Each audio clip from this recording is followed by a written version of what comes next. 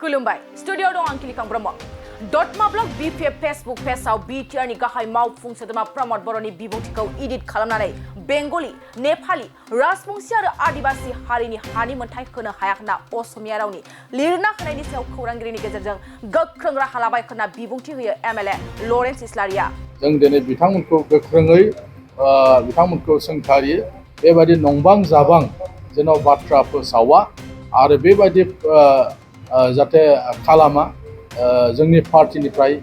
Already बिनि सायाव legal जि action लागोन बिनि थाखाय राहा खालामनायबो जाबाय डटमा ब्लग BPF फेसबुक पेजआ नंखाय बाथ्राखौ फोसावनानै रायजो राजाफोरनि गेजेराव बेले-बेजे खालामनो नागिरदों आरो लकसभा बिसायख'थिनि समाव राजखान्थिनि मुलाम्फाखौ लानो नाजादों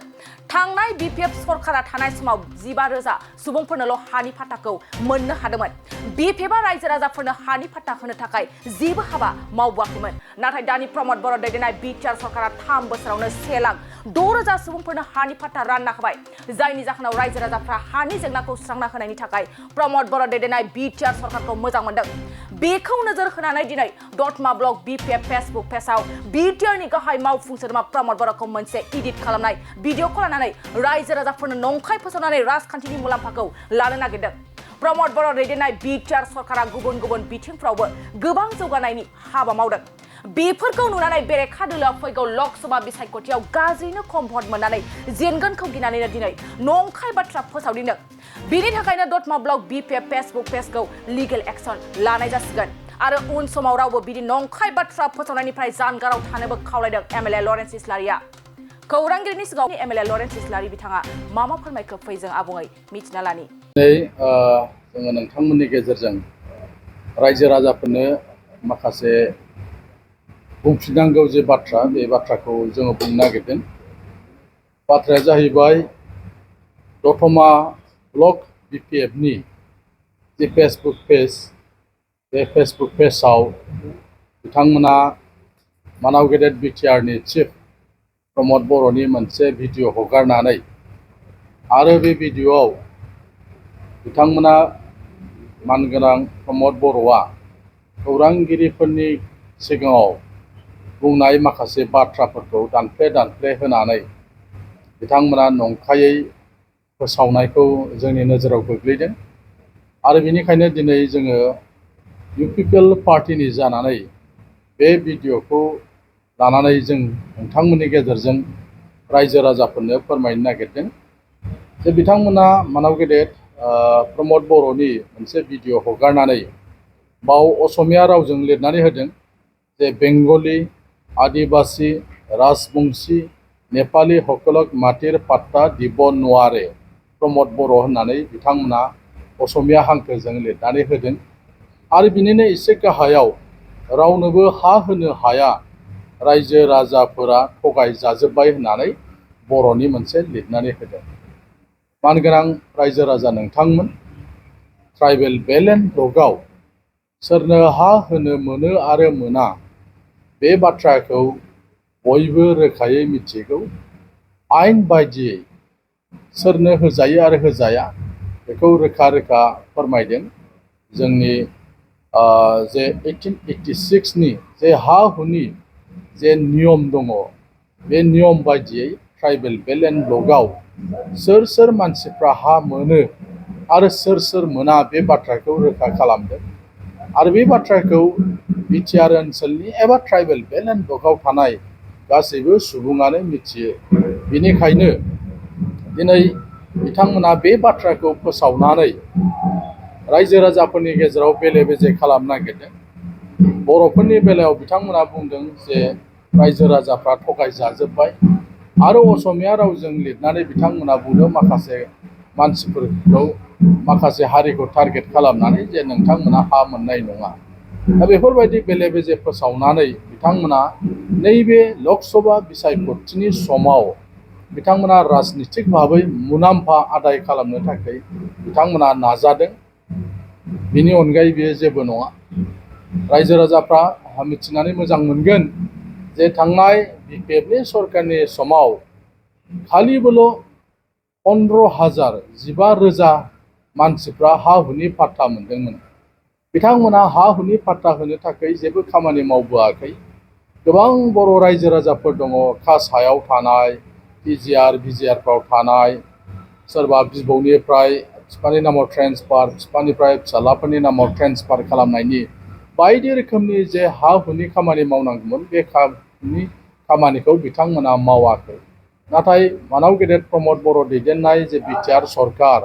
बे बिटिआर सरकारा बनाफाइड सिटिजेनफोरनो जायफ्रा हा हु मोनथावथाव मानसिफोर आरो जायफोरा ट्रेन्सफार खालामनांगौ बिबौनिफ्राय सोरबा बिफानि नामाव सोरबा फिसाज्लानि नामाव जे खालामनांगौ बेफोर बायदि गासिबो जे मोनथावना जे हानि पाट्टा बेफोरखौ बे 3 बोसोरावनो 1,06,000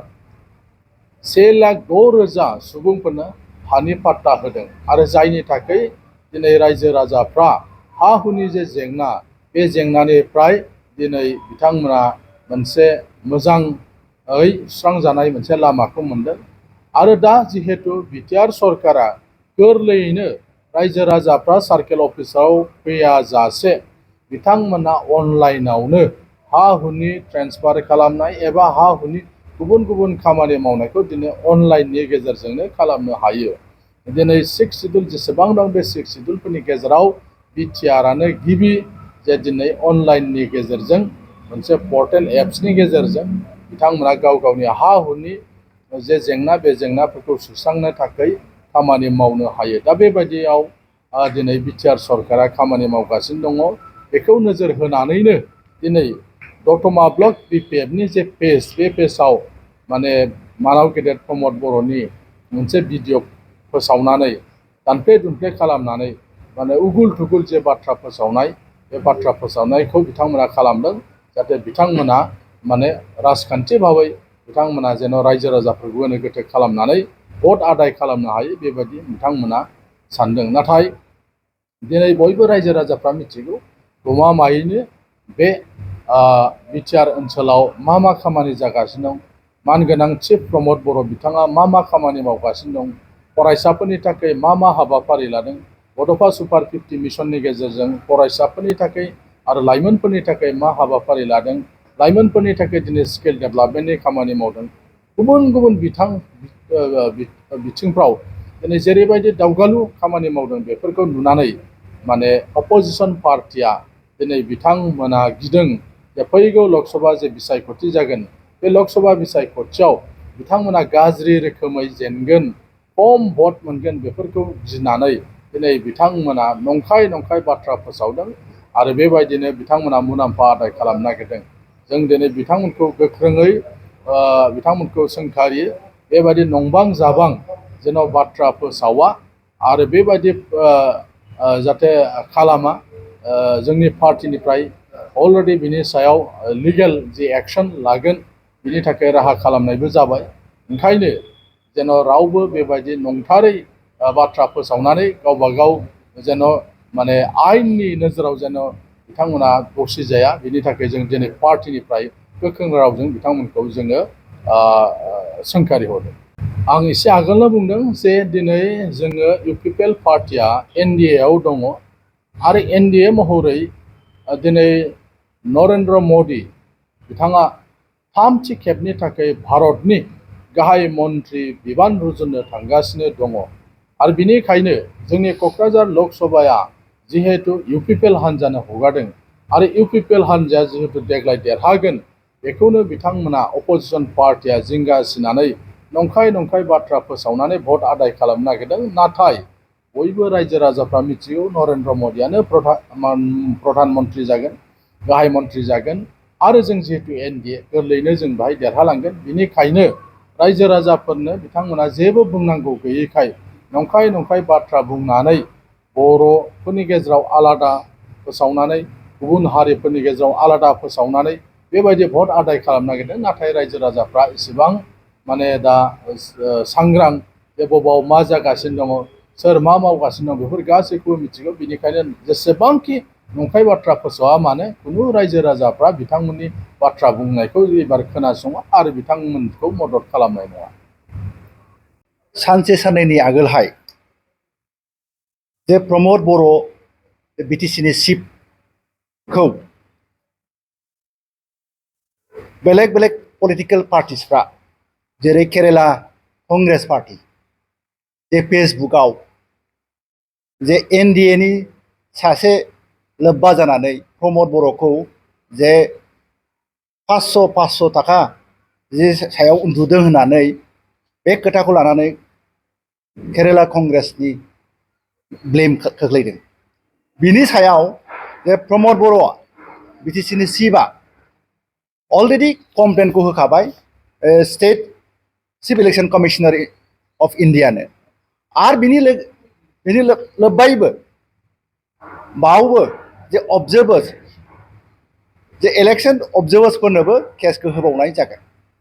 बेनि अनगायैबो आरोबाव जेसेबांनाखि जे डिजिटेल मिडियानि सायाव जे जाय बेखौ सार्कुलेट खालामदों, जाय बे मिडियाखौ सार्कुलेट खालामदों, लकेल मिडिया हक नेशनेल मिडिया हक, बिनि सायावबो जे कड अफ कन्डाक्टखौ भायलेट खालामदों होननानै बेनि सायावबो केस होनाय जागोन। आरो गोबाङानो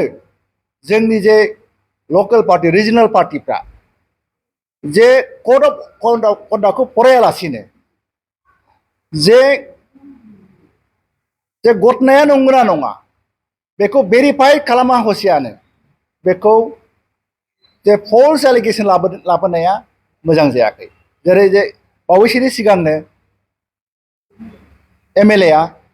जे बुंखाबाय जे बर'फोरनि थाखाय जे ट्राइबेल लेन्ड बेल्टआव हा होदों गुबुन जाथिनो, अनेक बेबादि ब्लेम गेम खालामनाया मोजां नङा। बिथांमोनहा जे मडेल कड अफ कन्डाक्टखौ जे मोजाङै फरायदों,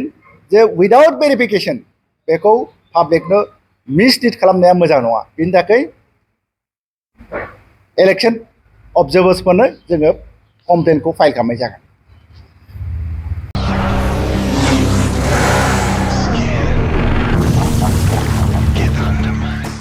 गोजोनथाव खौरां, सेरफांगुरि बाजाज श'रुमा बाजाज बाइक सालायनानै मोजां मोनग्रा रायजो राजाफोरनि थाखाय गोजोनथाव खौरां लानानै फैदों। सेरफांगुरि बाजाज श'रुमा ईद एन्ड बिहु दामाका अफार होगासिनो दं। क'क्राझार जिल्ला सेरफांगुरियाव थानाय फुंखा इन्टारप्राइज बाजाज श'रुमा 22 मार्चनिफ्राय 30 एप्रिलसिम ईद एन्ड बिहु दामाका अफार आरो एक्सचेन्जनि खाबुफोर होगासिनो दं। नोंथांमोना सेरफांगुरियाव थानाय फुंखा इन्टारप्राइज बाजाज श'रुमाव खुंफुंजानाय ईद एन्ड बिहु दामाका अफार एक्सचेन्जआव फैनानै नोंथांनि लुबैनाय बाजाजनि बाइकखौ लांफैनो हागोन। बाजाजनि बाइक सालायनो मोजां मोनग्रा रायजो राजाफोरनि थाखाय फुंखा इन्टारप्राइज बाजाज श'रुमा लोगोसे मोजां अफारबो लानानै फैदों। बेफोरनो जाबाय helmet free, 5 litre petrol free, case होनानै बाइक बायगिरिफोरनो 1000 रां केसबेक हरफिननाय जागोन। आरोबाव लोगोसे मोनसे गोजोनथाव खौरां, 500 रां होग्रोनानै गोसोबादि बाइकखौ आवग्रिना दोननो हागोन आरो गासै गारिजों लोगोसे मोनफा एसुर गिफ्ट हरनाय जागोन। फुंखा इन्टारप्राइज बाजाज श'रुमा 7999 रां बेसेनावनो डाउन पेमेन्ट होनानै बाइक लानो हागोन आरो जायखिजाया बाइकखौनो एक्सचेन्ज खालामनायनि खाबु लानानै फैदों। आबुङै मिथिनो थाखाय 6003817191 7002240725 आरो 9101547892 बे जानबुं नाम्बाराव खौरां लाहरनो हागोन।